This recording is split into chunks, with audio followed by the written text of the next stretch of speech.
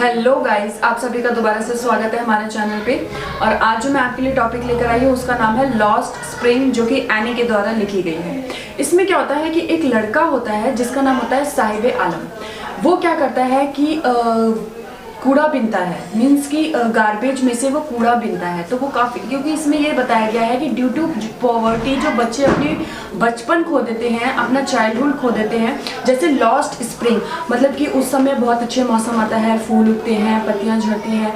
तो जिस तरीके से लॉस्ट स्प्रिंग हुआ है ना, उसी तरीके से यहाँ पे पॉवर्टी की वजह से चाइल्डहुड जो है वो लॉस्ट हुआ है, इसमें ये बताया गया है। तो ये पूरी कहानी जो लड़का है साहिब आलम उसके ऊपर है। तो जो ऑथर है वो साहिब को जब देखती है कि वो गार्बेज में से कुछ सर्च कर रहा है, तब वो उसके पास जाती है और उसको बोलती है कि बेटा तुम ये क्यों कर रहे हो। तो वो यूँ बोलता है कि मैं ये इसलिए कर रहा हूँ क्योंकि मेरे पास और कोई काम ही नहीं है करने के लिए। तो बोलती है अरे काम नहीं है तो तुम स्कूल वगैरह तो जा सकते हो। तो वो बोलता है कि हाँ मैं ज़रूर जाता, लेकिन अगर यहाँ आसपास में या हमारे एरिया में, वो सीमापुरी का रहने वाला है, बोलता है कि अगर सीमापुरी के आसपास कोई भी स्कूल होता तो मैं ज़रूर जाता। तो वो बोलती है अरे मेरा स्कूल बनेगा तो क्या तुम आओगे। वो बोलता है हाँ मैं ज़रूर आऊँगा। फिर क्या होता है कि वो वहाँ से चला जाता है साहिब, और ऑथर अपने घर पे आ जाती है। कुछ टाइम बाद क्या होता है कि साहिब और ऑथर की दोबारा मुलाकात होती है। तो साहिब जो है वो भागकर ऑथर के पास जाता है और वो ये बोलता है कि क्या आपका स्कूल बन गया, क्या मैं आ सकता हूँ। तो ऑथर को बहुत ज़्यादा बुरा लगता है कि मतलब मैंने एक आशा जगा दी इस बच्चे के दिल के अंदर और मैं वो पूरा कर ही नहीं सकती, अब वो मैं स्कूल बना ही नहीं सकती। तो कितना ख़राब लगता है। फिर वो सोचती है कि ऐसे जो पॉलिटिक्स होते हैं वो कितने वादे कर देते हैं लोगों से और फिर वो उसको पूरा नहीं कर पाते। इस बात के लिए एनी को, ऑथर को बहुत ज़्यादा बुरा लगता है कि मैंने इस बच्चे को ऐसे करके बोला।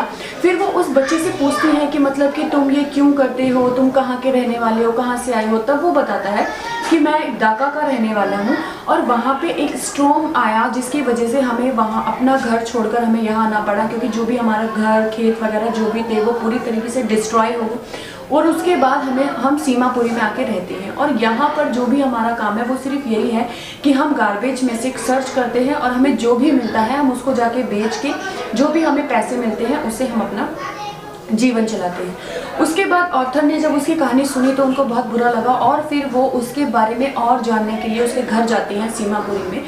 वहाँ पे देखती हैं कि वो बहुत ही मतलब अजीब सा एरिया, पूरा स्लम एरिया है। वहाँ की कंडीशन बहुत ज़्यादा बेकार है, मतलब सीवर भी वहीं से जा रहा है और झोपड़ियाँ बनी हुई हैं, लोगों की छतें टपक रही हैं और औरतों की कंडीशंस भी वहाँ पे बहुत ज़्यादा ख़राब है। जब वो ये सब देखती है तो वो वहाँ के लोगों से पूछती है कि मतलब तुम ऐसे कंडीशंस में क्यों रह रहे हो। मतलब तब वहाँ की औरतें बताती हैं कि मतलब हमारे लिए तो यही लाइफ है, ये जो कूड़ा आपके लिए ये कूड़ा होगा लेकिन हमारे लिए ये एक न्यू लाइफ है, हमारे लिए ये डेली की ब्रेड है, क्योंकि हमें जो भी कुछ मिलता है वो इसी से मिलता है, हमारा घर वगैरह सब कुछ इसी से चलता है, तो हमारे लिए तो ये सब कुछ है।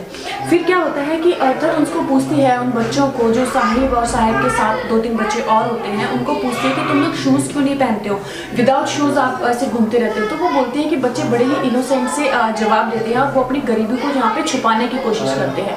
वो बोलते हैं नहीं शूज़ तो हमारे पास हैं लेकिन ये तो ट्रेडिशन है कि हम शूज़ पहनते ही नहीं है, मतलब हमें अच्छे ही नहीं लगते, हमारे पास तो रखे हुए हैं। बट रियलिटी ये है कि वो उसको अफोर्ड ही नहीं कर सकते। फिर क्या होता है कि जब विंटर आती है तो विंटर में वो देखती है कि जो साहिब है वो एक जो गेम का मैदान है उसके बाहर खड़ा हुआ है, वो बच्चों को अंदर खेलते हुए देख रहा है और उसने शूज़ भी पहन रखे हैं। तो ऑथर उससे पूछते हैं कि अरे तुम्हारे पास शूज़ कहाँ से है। तो वो बोलता है कि किसी रिच इंसान ने जब उसको ज़रूरत नहीं होगी तो उसको फेंक दिए, क्योंकि वो उसमें बहुत सारे होल्स वगैरह हो गए थे। तब उनको पता चला कि ये कितने इनोसेंटली पहले अपनी गरीबी को छुपा रहा था, तब उनको यहाँ पे पता चलता है। उसके बाद क्या होता है कि कुछ टाइम तक साहिब आलम और ऑथर की कोई मुलाकात नहीं होती। कुछ टाइम बाद जब उनकी मुलाकात होती है तो वो ये देखते हैं कि साहिब जो है उसके पीठ पे एक बहुत बड़ा ना स्टील का कनस्टर उसने टांग रखा है। तो ऑथर उससे पूछती है कि अरे कहाँ जा रहे हो तुम, ये क्या स्टार्ट कर दिया तुमने। तब वो बताता है कि अब मैं एक टी स्टॉल पर काम करता हूँ और ये उसी का कनस्टर है जो मैं मतलब लेकर जा रहा हूँ वहाँ पर, ये बहुत हैवी है। तो वो पूछती है यहाँ तक कि इससे अच्छा तो तुम जो भी सर्च करते थे कम से कम उसका थैला जो था वो कम से कम हल्का तो था, ये तो इतना भारी है, मतलब उसने तो तुम्हारा बचपन छीन ही लिया था और इस भार ने तो तुम्हें दबा ही दिया है। ऑथर बोलती है यहाँ पे कि वो जो था उसने अपनी ज़िंदगी के आगे मतलब घुटने टेक दिए कि मतलब यही मेरी लाइफ है और मुझे ये करना ही पड़ेगा, और वो कैसे अपनी लाइफ में इतने सारे स्ट्रगल करके सर्वाइव कर रहा है। यहाँ पे सब पॉवर्टी के बारे में बताया कि किस तरीके से साहिब आलम की पूरा चाइल्डहुड जो उसकी प्रॉपर्टी ले गई। फिर वो पूछती कि क्या तुम्हें अपने नाम का मतलब पता है? तो साहिब आलम बोलता है कि नहीं। बोलता है कि अगर तुम्हें पता होता ना तो शायद तुम ये काम नहीं कर रहे होते, क्योंकि साहिब आलम का मतलब होता है गॉड ऑफ यूनिवर्स। तो जब वो गॉड ऑफ यूनिवर्स है तो फिर वो ये काम थोड़ी ना करेगा। उसके बाद जो उसका सेकेंड पार्ट है उसमें ये है कि I want to drive a car. इसमें भी एक लड़के की स्टोरी है जिसका नाम है मुकेश। ये सेकेंड पार्ट है इसी का, लॉस्ट स्प्रिंग का सेकेंड पार्ट है। उसमें मुकेश की कहानी है जो कि उसका जो पूरा घर है वो बैंगल्स बनाता है। तो पीढ़ियों से वो उनका पूरा खानदान उससे पहले वो बैंगल्स ही बना के आते हैं और इसके बाद की दुनिया उन्हें पता ही नहीं है। तो जब ऑर्थर उनके घर जाती है तो वो बोलती है कि मतलब तुम ये काम क्यों करते हो? तो बताते हैं कि मतलब ये तो ना भगवान ने हमें दिया है और लिख दिया गया है, हमें यही करना है, इसके अलावा हम कुछ नहीं कर सकते, हमें यही काम करना है। फिर वो उनके घरों में जाके देखती हैं, बहुत डार्क होता है वहाँ पे सब लोग, और इस काम की वजह से, इस डुल लाइटनेस के वजह से, अंधेरे की वजह से कई लोग उनके परिवार में अपनी आंखें भी खो चुके थे।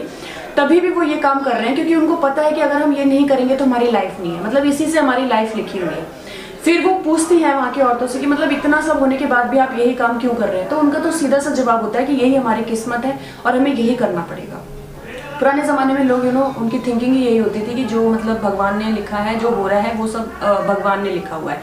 लेकिन जो वहाँ पर मुकेश था वो ये बोलता है कि नहीं, मुझे मोटर इंजीनियर बनना है और मैं वही बनूंगा, इसके लिए चाहे मुझे कुछ भी करना पड़े। मैं अपनी फैमिली के अगेंस्ट जाऊँगा, बाहर जाऊँगा और वहाँ से सीखूँगा और उसके बाद ही मैं वो काम स्टार्ट करूँगा, लेकिन मैं ये बैंगल्स का काम आगे नहीं लेके जा पाऊँगा। तो यहाँ पे 2 बच्चों की पॉवर्टी की कहानी बताई गई कि किस तरीके से जो साहिब था उसने तो अपने घुटने टेक दिए कि नहीं, मतलब यही है, मुझे टी स्टॉल पे काम करना पड़ेगा और मुझे गार्बेज ही बिनना पड़ेगा, तो मतलब ये मेरी मजबूरी है, मुझे करना है, अपने मन से नहीं बट कर रहा है। बट जो मुकेश है यहाँ पे, जो सेकंड पार्ट में जो मुकेश के बारे में बताया गया है, वो ये बोल रहा है कि ठीक है, मेरी फैमिली करती आई होगी ये, पर मैं नहीं करूँगा, मुझे जो बनना है मैं वही करूँगा और मैं यहाँ से बाहर निकलूँगा। तो आई होप आपको समझ में आई होगी।